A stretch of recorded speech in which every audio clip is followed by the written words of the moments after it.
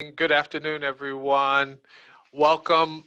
As you come in, just in the chat, if you could be willing to put your name in the chat space and where you're from, so we can reach you. We're doing in a webinar rooms today, as opposed to meeting rooms, as opposed to um, uh, uh, yeah, the webinar format. So everybody's going to get a chance to see everybody. We asked you just to mute your mics. If you are not speaking, that would be fantastic. So I see some people are checking in. We'll have some more people coming on. We have an exciting a couple of webinars that we've been working on um, for the next couple of weeks. So again, welcome. I'm Dr. Reginald Nichols. I'm the Director of Leadership Development here at the conference, and it's my honor and joy to serve alongside of you. Remember, all the webinars will be recorded and posted on the Cal Nevada website. You can also catch them on YouTube if you're a YouTuber, and also on Facebook. Also, we're putting together the schedule for the upcoming presenters and topics. You will be able to sign up for all the webinars through the Instant Connection. So the Instant Connection comes out Thursday, so you can register for the webinars that are coming up next week. And next week we have an exciting webinar, just a spoiler alert. We have an exciting webinar that's going to be talking through affirming your political voice and caring for your neighbor, the election mandate, and the day after. So I have Dr. Bo Lim from Seattle Pacific University, who is the Associate Professor of Old Testament. He's going to be with us to talk through some of these, how to affirm your voice and care for your neighbor, specifically looking at the day after elections. So please join us. Tell people around, come join us for that. During the month of October, as we're continuing our focus on our webinars in a familiar passage found in Luke chapter 10, verses 25 through 37, the parable of the Good Samaritan. In this era of social distancing, you know, we can embrace healthy, government-affirmed reasons to stay away from our neighbor. But who is our neighbor if they don't look like me, act like me, vote like me, not in my circle of friends? Well, who are they? And how can I be a neighbor and follow Jesus' words to go and do likewise? Today, we continue our fourth quarter webinar series with some timely information and provide some resources that might help you engage in courageous conversations in your congregation and your community.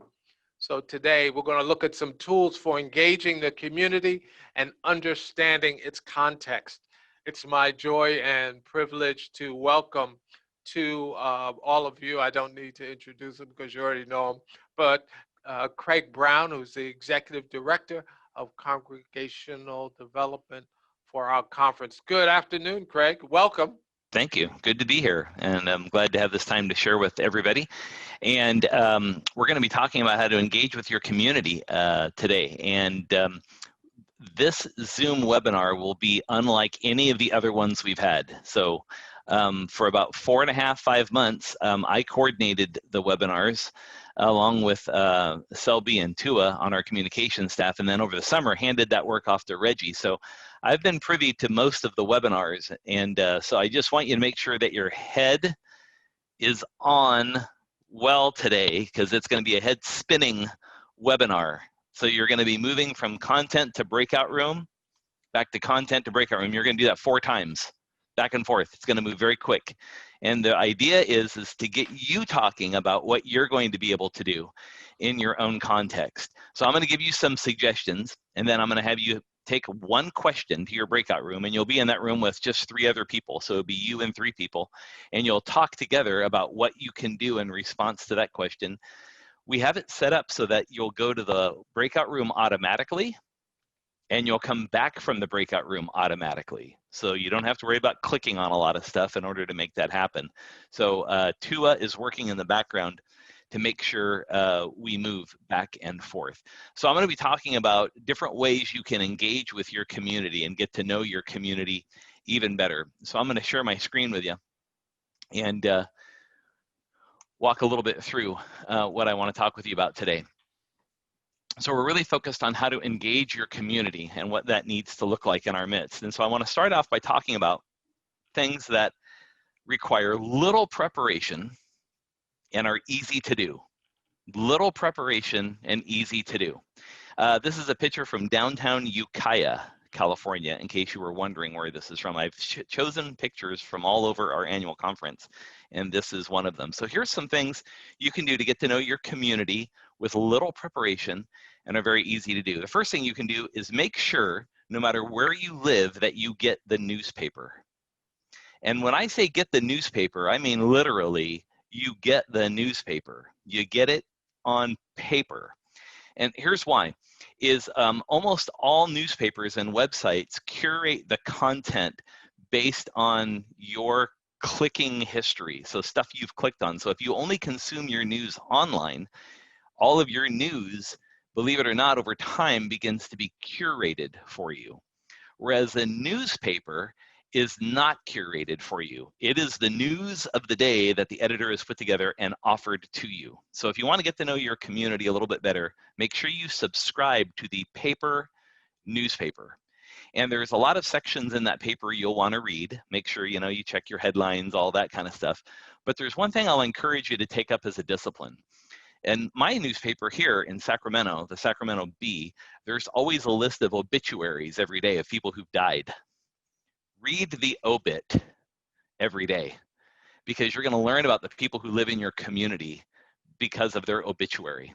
You'll learn their story, their life, their history. So read the obit in your actual newspaper. Another thing you can do that's really easy to do is between 4 and 6 p.m. on a weekday, go out and walk around your community. Go walk around where people have maybe stroll around where there's apartments, maybe where there's high density housing, or maybe there's a tract of homes somewhere that you want to walk through. But walk through that community between 4 and 6. Don't walk in the morning. Don't walk at midday. Walk when people are, out taking an evening walk, either before or right after dinner. Especially when we're out of pandemic, you'll see people cruising through your neighborhood out, going and coming from work. See who's there. What are they like? What do they look like? How old are they? What do their households look like? All those things are helpful. Another thing you can do that requires little preparation, easy to do, go stake out the grocery store. I don't know if you've ever done a stakeout at the grocery store before, but go to whatever grocery store is near you, no matter what it is, and just sit out there and watch. Watch who's coming in and out of the grocery store. Did you know that over half the people going in and out of the grocery store between 4 and 6 p.m. are looking for the dinner they're going to eat that night, the food they're going to eat that night? So this is especially true in urban areas where there's not a lot of places for people to store like lots of stuff. So they'll go to the store very frequently, every day, every other day, to get what they need. Look at who's going into the store. What are they buying? What are they coming out with? It's pretty easy to spot how many people are walking out the door with alcohol. That might tell you something about your community. If people walking out the door with pre-processed foods, it'll tell you something about their lifestyle. Easy way to learn about who lives around you. Another way to do this is now that we're in most places able to be outside, I want to invite you to think about this question. What is your story? I used to know a guy in my church in San Diego. His name was George Mitrovich. And I used to have breakfast with George every month.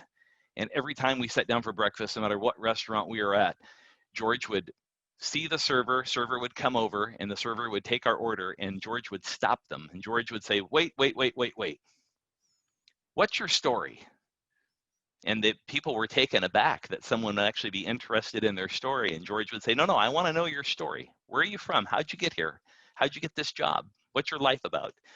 George did that with hundreds and hundreds and hundreds of people over the years. And I can tell you he learned so much about the human beings around him just because of asking that question. So say to yourself, tomorrow, if I meet somebody somewhere, how can I just look at them and say, what's your story? And let them tell you what it is. You can use some online things like Nextdoor, Meetup, Facebook, stuff like that, all right? So there's some online tools you can find out what's happening in your community. Meetup and Facebook are helpful. Nextdoor is kind of a double-edged sword in terms of a social networking app. It's like the stalking app of your neighborhood. You know, you'll have people write in, you know, Nextdoor, I saw somebody driving down the street in a windowless van. And, you know, everyone kind of, you know, it's like somebody stalking the neighborhood. Don't worry about that. But you'll see what's happening in your community and what's going on in the people's lives around you, okay? So those are easy things. Little preparation, easy to do. The newspaper, the actual paper, walk your community, stake out the grocery store, ask someone, what's your story? And then use some social networking apps to help you understand what's going on around you. So in your breakout group, here's the question. What could you do tomorrow? Of some of the things I shared with you, other things, what could you do tomorrow? Remember, little preparation, right? So you could do any of these things tomorrow. Tua is going to send you into your breakout groups real quick, groups of 4, no more than 4, and you have 5 minutes total to talk about what you could do tomorrow. So Tua, send them on their. Welcome back. I hope your breakout session was good. So I'm going to move us on to our next piece here of how you can engage in your community and your context. And so this requires a little bit more preparation, a little bit more work, and you get greater engagement out of it. Okay, and the things we talked about before, you don't really have to engage too much with other people other than that what's your story thing. Whereas this requires a little bit more work, but there's great value in it. So more preparation, more work, more engagement. One of the things we try to teach church planters how to do, and this is really important, is to meet local business owners. So find places in your community or your city where some local businesses are, not necessarily chain businesses, although there's value to that. Try to find local business owners, people that live in your community. They could own a restaurant, they could own a bar, they could own an auto repair shop, they could anything. And try to meet those people and engage with them. Try to hear a little bit about their story, how they got there. Just go in and introduce yourself. And one of the ways I find an easy way to do this is to meet these people as if you're trying to become their chaplain. Meet these people as if you're trying to become their chaplain. Because you never know, you may go in to meet someone in the auto repair place who's the owner, and you know, you say, you know, hey, if you ever have somebody come in here who's just in a big crisis, you know, that something's a disaster for them, a massive car repair, or they're a traveler coming through and they broke down on the highway or whatever, and they just look really panicked and upset. Here's my card, have them call me. I mean, there's opportunities for you to engage with your business owners by developing a relationship and even offering to be their chaplain. You can do the same thing with community organizations. So this could be your community developers, this could be your food bank, this could be any local organization that's doing any kind of nonprofit or NGO work in your community. Try to engage with those places to get to know the people who are leading them, executive directors, staff, introduce yourself. Again, it's about trying to become a chaplain in these places so that you can cultivate these relationships. You're going to learn a lot about your community by meeting business owners and those community organizations. You might want to consider what I call being a signpost. And a signpost is that you find a local coffee shop, a bar, or brewery, and you set up shop there at the same time every week. At the same time every week. So every Wednesday afternoon at 2, you wander down to the local coffee shop and set up at a table outside. And do that for a couple of weeks and watch the people who are coming and going. Then after a few weeks, put a sign on your table. And all it says is chaplain. Don't put anything else on it. Don't put what denomination you're with, nothing. Just put a little sign, like a little, just out of a piece of paper, just stick it on the table, it says chaplain. And then watch who comes and sits down with you and listen to their story and their conversation. But don't do that till after you've been there for a couple of weeks. You got to make sure that people actually come and go. Otherwise, you know, the last thing you want to pick is a dead coffee shop in the afternoon, all right? Then another thing to do is in your community, find your public school leadership, the local elementary school, middle school, high school. Try to get an appointment to sit down and talk with the principal or another administrator. I'll tell you that this is a hard breakthrough to do because all of these public educators, more often than not, think that as a church pastor or as a leader, a lay leader in a congregation, you're trying to get something from them. All right, that you're trying to proselytize or you want to peddle your wares while you're at the school. That's not what this is about. This is about learning your community and how you can serve in those contexts. Okay, it's about how you can serve. So you have to reverse that relationship. These are things that take a little bit more time, but within a week, you could accomplish some of these things.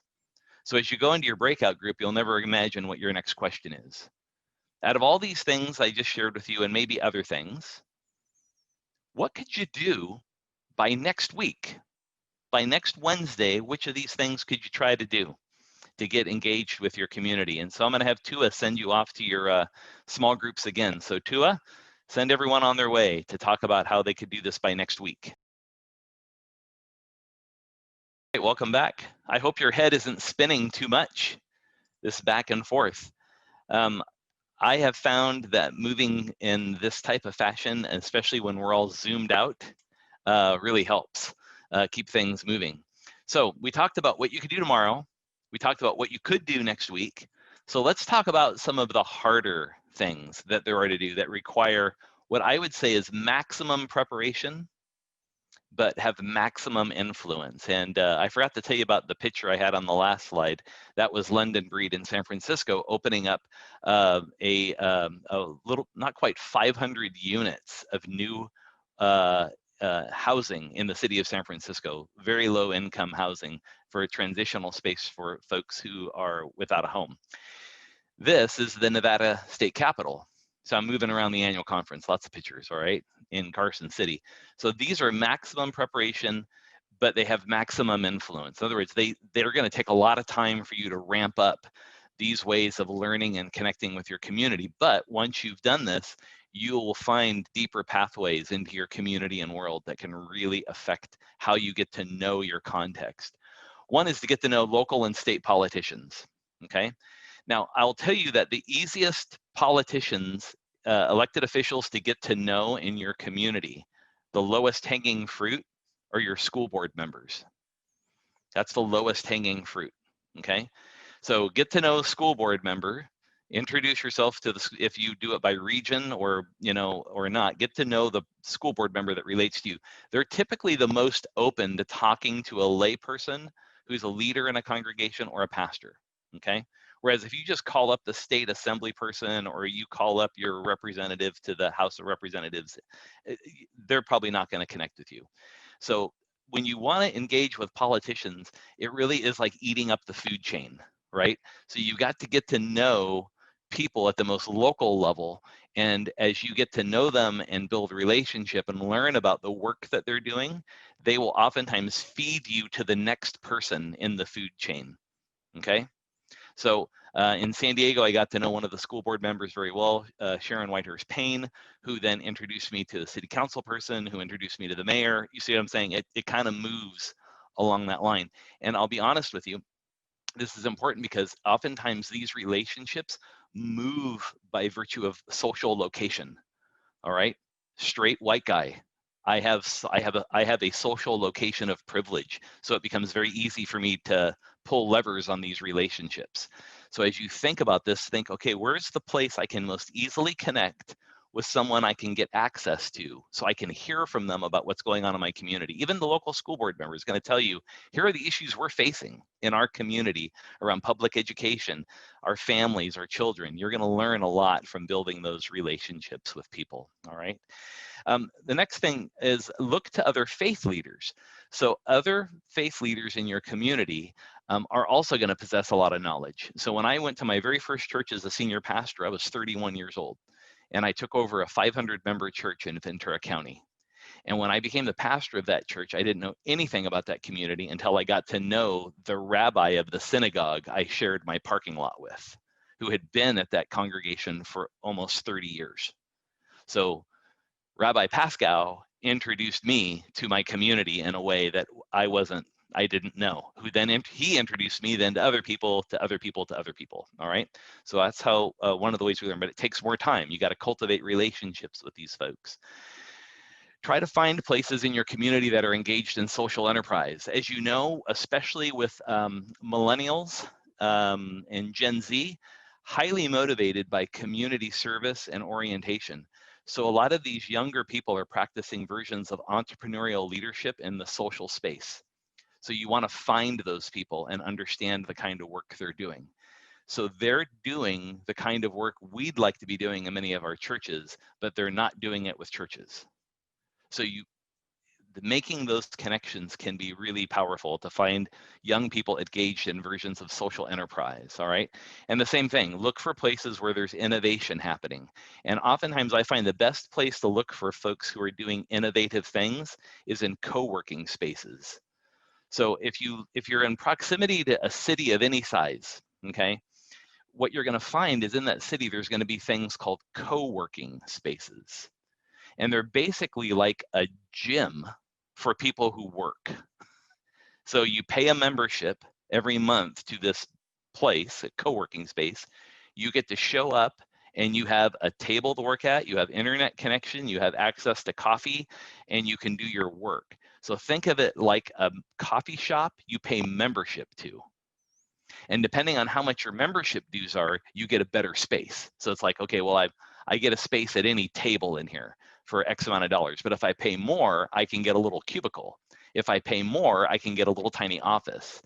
In these co-working spaces are where people are trying to launch new businesses and enterprises, and they're very innovative. So think about how you could work in one of these spaces and start working around meeting people and understanding what they're doing and how they're connecting with your community, all right?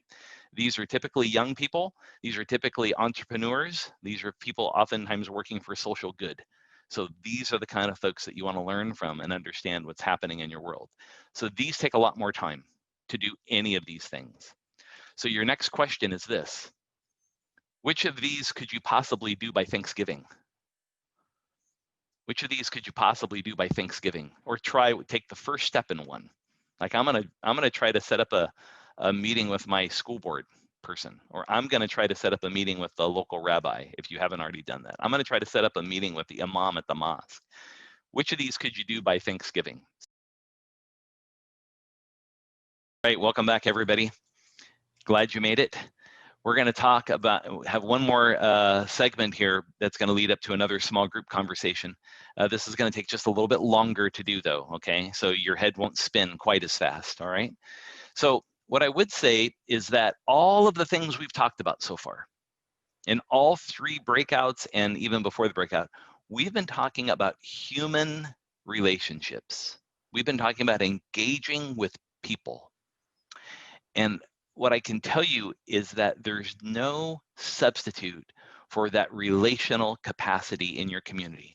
It doesn't matter if you're a clergy person or a lay person, okay? Because I know both folks are on this kind of webinar.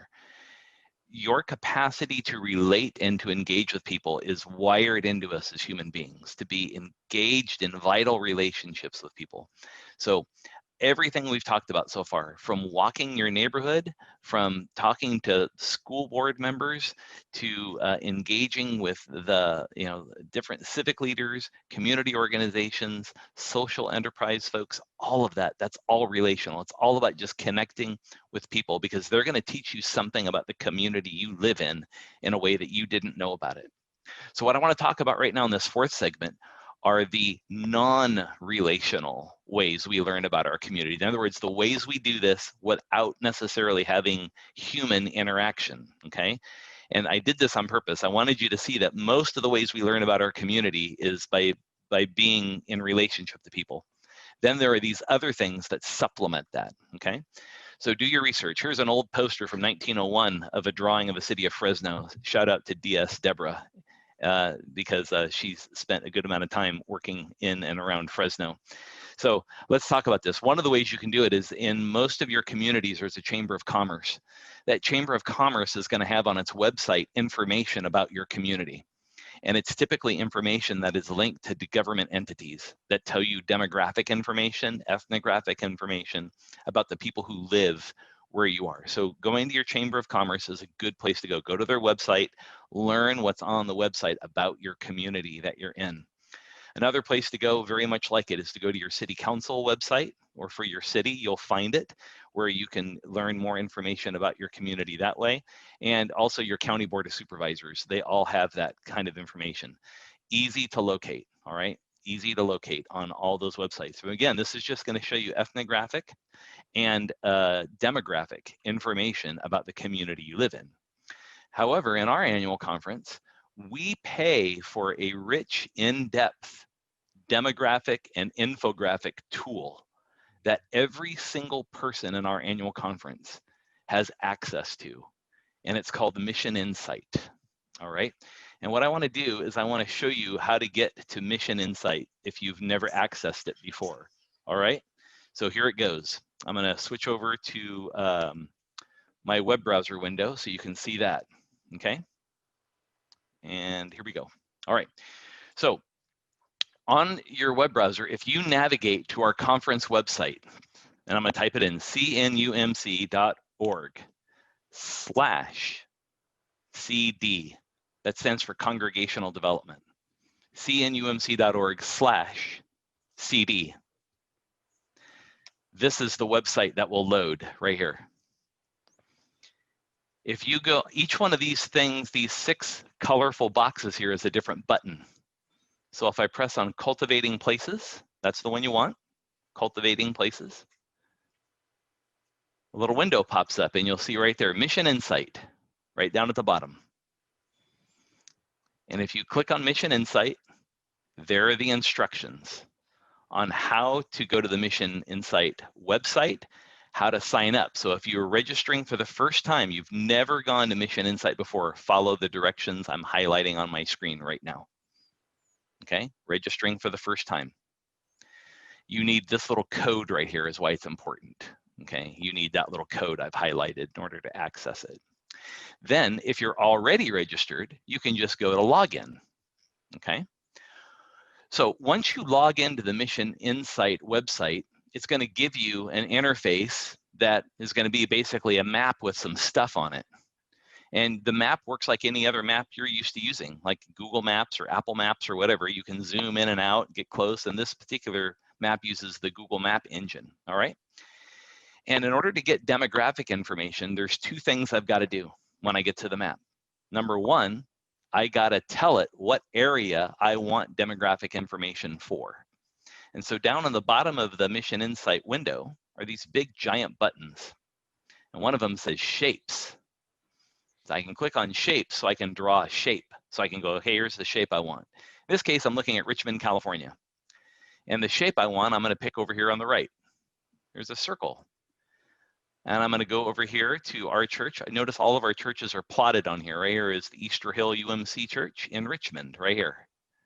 So if I click on it, once I get my map ready to go, ooh, I just zoomed out.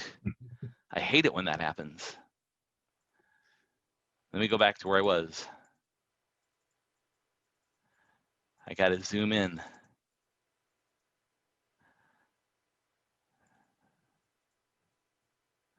All right, there we go. I click on Shapes. I click on my circle. Okay, see how it turns into a little crosshair here?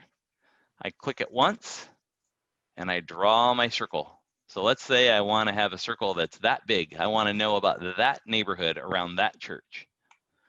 Once my circle is drawn, then I come down to these big buttons on the bottom and I go to demographics. And then over here on the right, there's this little menu that gives me a bunch of these predefined reports about everybody who lives in that circle. So the one I'm going to use is called Executive Insight. The Executive Insight gives you like a big overview of everybody who lives in that circle. And once I do it, I click Generate Report. And it's going to build, you can see down in the corner of the status here, it's going to build a PDF file for me. There's tutorials on the Mission Insight website how to do this. Okay, so there's my file. And here is a rather large demographic report about my area that I just sampled. okay? And it's going to give me all sorts of information about my study area. It's going to tell me about all these 12 insights: the population, household trends, the racial ethnic trends, age, school-age children, household income, marital status, adult education, employment, the different mosaic household types. That's a little more complicated, religious program or ministry preferences. So I can scroll through my fine report here and I can see all this information about who lives in that circle. All right. So in that circle I just drew, for example, here is the racial ethnic makeup of that neighborhood. All right, I can see that the Easter Hill Church is one of our historically African-American congregations in our annual conference, and within a radius around that church, 34% of the people who live in that circle are African-American. There's also 34% Hispanic Latino population there. It's only 16% Caucasian or white. You see what I'm getting at? So all this information is at your fingertips in Mission Insight for you to use. And our annual conference pays for you to be able to use that tool and to gather as much demographic information. There are tutorials online about how you can use Mission Insight to be able to access that material. So your last question is based on going to the Chamber of Commerce, go to your city council, go to the Board of Supervisors, use Mission Insight, okay? Here's the question I want you to talk about. What do you need to do to learn about your community to make a guide about who lives there? Okay, imagine you're gonna make a basic guide of who lives there. So you wanna be able to offer up, well, these are the kinds of people that live in my neighborhood. They're from these ethnicities, they speak these languages, this is their income, these are the kind of jobs they have, these are their hopes and dreams, these are their ambitions and desires and wants. What do you need to do in order to learn about your community to make a guide about who lives there? Okay, so I'm going to put you in your small groups one last time. Everyone's coming back. We're in the home stretch. So we're going to be giving you this PowerPoint. If I can put it in the chat window, I will. If not, we'll put it on the website so you can get it on the Wednesday webinar website. Here are some books that I think can be helpful for those of you who are bookies in the good way, who want to learn more about how to engage in the kind of work we've talked about.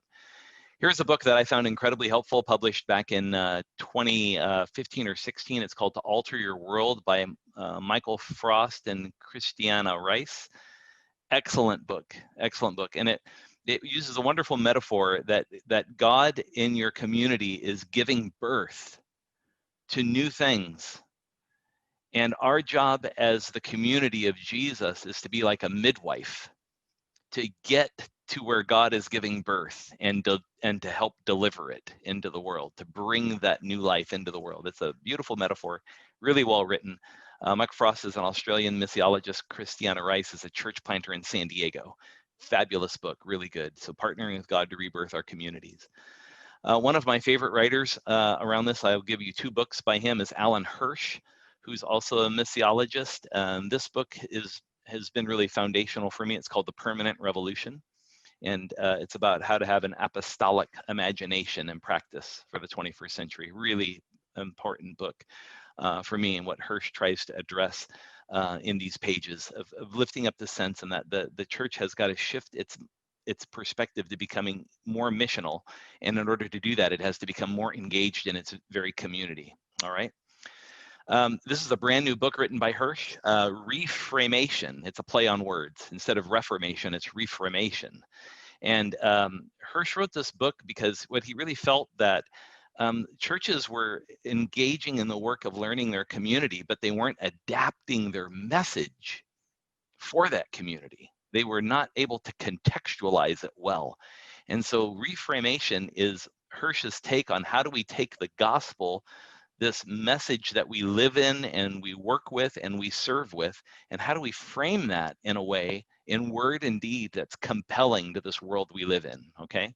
So it's an invitation to really rethink how we articulate our theology, whatever it is. Another book that I think is important, this is really groundbreaking for me to read, is by an Anglican bishop, Samuel Wells. It's called The Nazareth Manifesto. If you haven't read this book, I think it's one of the most important books that pastors need to read. I encourage you to get a hold of it. Wells talks about the importance of being with people, as opposed to working for people, working with people, or being for people. He says being with people is the very model of Jesus, and it's what we're called to live into. It's really a wonderful book, even though its cover's kind of wonky. It's a great, great book. If you're interested at all in doing development work, either community development or larger development work, this is a must read. And then finally, another book that I've followed this writer, of course, for years. This is Elaine Heath's work, and this is called The Mystic Way of Evangelism, and it's this way of practicing a contemplative life as a form of outreach, a way in which you engage your community and world. It's really well done. There's nothing that Elaine Heath writes that I don't love, and I think she is a brilliant thinker and a brilliant scholar. So I encourage you to get a hold of some of these books. Those are some that will help you as you do some thinking around this. So let me finish with this. Craig, what was the first book by Hirsch? I'm putting some of the, sorry, it's from Amazon, but I'm putting some of the links to the book Which in the one? chat from the This first one? one. Yeah, Permanent Rev. Okay, got it. Cool. The I'll get it. Permanent Revolution, right? Got And it. Cool. if I can put this PowerPoint in the chat of the very Zoom meeting, I'll put it there. If I can't, Tua and Selby will make sure it's on the Wednesday webinar website, so you can have the whole PowerPoint, including these slides with the books. All right. Got it. Good. Thanks for stopping me. Let me finish with this. These are images that should be familiar to you. They have to do with the primary motivators for why we do this work. Okay. See if you can put it together. A coin, a sheep, and a child. This is a biblical story, you know, 3 biblical stories knit together, and they're all told in sequence in the Gospel of Luke. All right, remember, parable of the lost sheep, the lost coin, and the lost child, which we commonly call the prodigal son. These are primary motivators, I think, for us, because in each of these episodes, there's something that's lost. And so the question I would put to you is this: which is worse, to know that you're lost or to not know that you're lost? Which is worse? And I think as we look at our communities and the world around us, we're looking at people, especially in pandemic, that are lost in a way they've never been lost before. And some people know they're lost, and they're longing and looking and searching. Where's human community? Where's flesh and blood? Where's ways I can engage in something beyond myself? And then there are people in our communities that don't even know they're lost yet. And so our call really is to do the very thing Jesus told us to do in Luke 19:10. The Son of Man has come to seek and to save that which was lost. And so I would really don't think of this terms in being lost like eternally lost. That loses something, I think. The reality here is that when we're talking about engaging with our community, we're talking about connecting with people that are lost. Some people know it, some people don't. And even our own lostness helps figure that out. Even if we share our own lostness with people, that's part of the journey of being found, is understanding what it means to be lost and how we're desiring to find our way home. And I think that's what God calls us to. So we engage with our community, not to have more members, not to have more money, not to have greater attendance, not to have more reach. We connect with people in our community because we love them, because Jesus loves them. And that there's nothing more important for us than reaching lost people. Okay? Nothing more important for us. And with that, 5:03. I went a little over, Reggie. Yeah, no, I'm good. I'm good. Well, thanks, Craig, for this wonderful presentation. There are a couple of questions. There's a question that came up in the chat, and then we'll take some of your questions straight up, everybody. So, and we'll have a hard stop at 5:15 because Craig needs to. There's another meeting going on at 5:15. But a question came up: how do you find those engaged in social enterprise? Craig, what are some ideas that you could suggest? How do you find those engaged in social enterprise? People engaged in social enterprise, this social enterprise and social innovation are the new expressions of what we used to call and still call community development. So you may be familiar with some of the tactics around community development. Um, Social enterprise and social innovation have become really within younger communities the way in which that happens. And the difference is that in social enterprise and social innovation, the people that are doing them are embedded in the community. And this is something that Michael Frost talks about to alter your world. Oftentimes community developers, they may or may not be living in the community they're seeking to develop. So the alliances they build and the disruption that community development often creates sometimes can have a feel of being an externalized force in a community. Whereas these folks are in the community. So that means when you're looking for social innovators and people engaged in social enterprise, you're not necessarily looking for organizations. What you're looking for is the effect.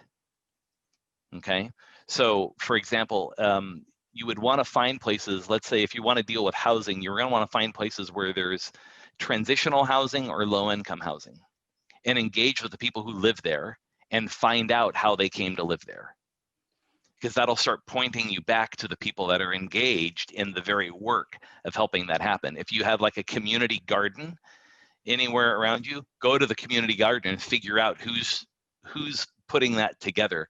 So you kind of have to learn it backwards, not forward. You don't go looking for the organization to see what they do. You go to find what's happening and then figure out who's doing it, okay? And that's not to discount community development. Community development's important work, but what we're finding is there's been a radical shift amongst millennials and Gen Z because they're not working as part of larger organizations. They're trying to drive these movements in very small networks of people, and they actually are trying to stay away from large organizations in the work. They're trying to do this on like a grassroots level. So it's like they know a person who knows a person, and they are all going to get together and do a community garden together. Then the community garden leads them to different forms of feeding programs, which leads them to, you see what I'm getting at? It's more of a snowball approach, but it's based on people who live in the very community. And if you read Christiana Rice's book that I gave you, the first one, To Alter Your World, huge sections of that book about how being embedded in the community is the heart of social innovation. You have to be in that place. You got to be part of them. And so that them is us. There's no differentiation. Let me see if you have some questions that you might want to ask Craig. If you raise your hand, I can call on you. So if you know how to use the raise a hand button at the bottom. I see another question. What are some safeguards to reaching out to the community that doesn't reflect the church currently? For instance, our church is split on wanting to reach the homeless, and some have a heart for it. Some don't want any money spent on it. So what are the safeguards? I would answer that in a couple ways. I would say that I would say that the capacity to communicate internally about the congregation and to talk about that in a way that makes some decisions about what the church needs to be in terms of identity in the community. So does the church need to be the church that is aligned around that particular social need? That conversation can happen a lot of ways. What I find the best way for those conversations to happen is not ideologically or on principle, but those conversations to happen in smaller settings. So think almost like a circle gathering or small groups where those conversations can happen. So people can talk really much more about how they feel and how they think about it in a very relational context, okay? I would also say then that's got to be balanced against the church's prophetic call, right, to be a voice of justice within the community. And then on top of all of that, sometimes what we need to recognize is that when churches kind of get to these places where they're kind of crossroaded, right? So it's like we have some people who want to do A, some people want to do B. My experience is that's a good problem to have, because what the church is beginning to express is that it wants to be a multifaceted congregation.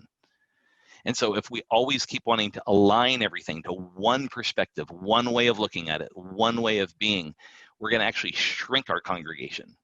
So it'll become homogeneous. Everyone will think, act, believe, and do the same things. And what we want to do is to say, how can we create a church that's multifaceted? So, hey, we got these people here that are super passionate about this, and we release them to do that work. We have people that are super passionate about this. How do we empower and release them to do that work? So that the congregation becomes a much more of a complex ecosystem rather than a single cell.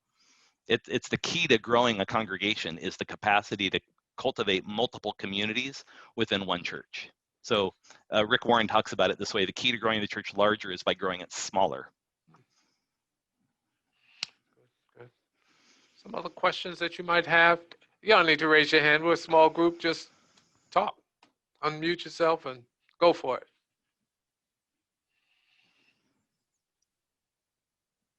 Some questions? You might have some questions that might have come up in the presentation that you would like to know. How many of you use Mission Insight? How many of you have been on the Mission Insight before? You've used it? Okay. And can I ask a question? How Sure. many of you would like to see a little bit more intentional training from the annual conference about how to use it? Would that be helpful to you? Yeah, okay. And we have folks in our conference that are really robust users of Mission Insight that we could invite to do like a workshop or training. It's just good to see that, you know, almost all of you use it, but Mission Insight is not very user friendly. Yeah, I've been using it since year one, which was about almost 20 years ago. It is not easy to use. I totally hear that. So a separate type of webinar. I stumbled onto Mission Insight, by the way. So because I was trying to formulate a webinar and someone said, well, you should look at Mission Insight. So I went to Mission Insight and I said, oh my, this is great. I said, so that's why I talked to Craig. I said, Craig, how many people use Mission Insight? I mean, how do you do this stuff? Because I got data, you know, just on data on at the district level. So I knew and I captured it for the whole district. And Lee, like you said, it was 50 pages. You know, it was a lot of pages. But they had some snapshots that I thought were very helpful to, as Lee said, try to help us even make decisions about how to use the resources that we have in a space that is most productive. But questions, comments, thoughts? Yeah, Lee? Hey, and I just want to also say how important I think it is for you clergy, including myself, or lay people, for clergy to try to stay put for a while. It takes time to cultivate relationships and to get a sense of a place. And I find that there's, I'll just say, if there's one thing I did that probably drove bishops up a wall, is that I tried to figure out ways I could stay longer in each church I served, just because it talk about head spinning. If you're only someplace for 2 or 3 years and you have to go somewhere else, it just drives me up a wall. So that's a brief political statement, I guess. I'm glad you're free to make it, Lee. I'm a believer in long-term pastorates. Yes. I'm more than a believer. I lead the cult. I think long-term appointments are the name of the game, and along with that, we need highly trained and qualified interims. Yes. that specifically do that. So you have a long-term pastor leaves, you have an interim come in. All right. Yes. Kind of in the appointive process, help things settle down, help a congregation kind of breathe after a pastor, and then another pastor comes. It honors the appointive process, but it recognizes exactly, I think, Lee, what you're saying, the investment we have to make into our communities. You got to be part of the fabric. One thing I would encourage you to do, pastors and lay persons, okay, regardless, is find ways, especially for your pastor, for them to structure their time so they're investing a certain percentage of it doing the kind of work we talked about today. So a good rule of thumb is the 80-20 rule. So if the pastor thinks about 20% of their time needs to be spent doing the things we just talked about today, out of their office, in the community, networking, connecting, sticking a chaplain sign on a table at a coffee shop, doing that kind of work. Wow, what a difference you'll see. So if there's ways you can have that conversation with your pastor parish or staff parish relations committee and your pastor, that can be some great breakthroughs. But what I will tell you is that if you decide to do that, that's not 20% for the pastor to take a day off. You lay folks, you got to hold your pastor accountable for that time. What did you do? How did you connect? Where are you meeting? What relationships are you building? And if the pastors are doing it, they're going to want to tell you that. They're going to be excited about it. Say, wow, you never guess who I met, who I talked to, what happened. I got in here, I moved this. They'll be so excited about it. You won't have any trouble. And I would just add to that briefly, a good book on just the nuts and bolts of what you do for lay or clergy is Phil Maynard's book called Connect. It's an excellent resource if you're not familiar with it. Phil Maynard? Yes. Got it. The name of the book is Connect. Got it. 1 second here. I'm going to see if I can put, I can. Let me put in the chat the PowerPoint I just used today. Great. All right. So, hold on a minute. I have to quit it real quick. Just take a second. I'll stay on just for a minute. Those of you, we'll put it on the website, but for those of you here today, it's a really easy way for you to get the file. So it's uploading right now.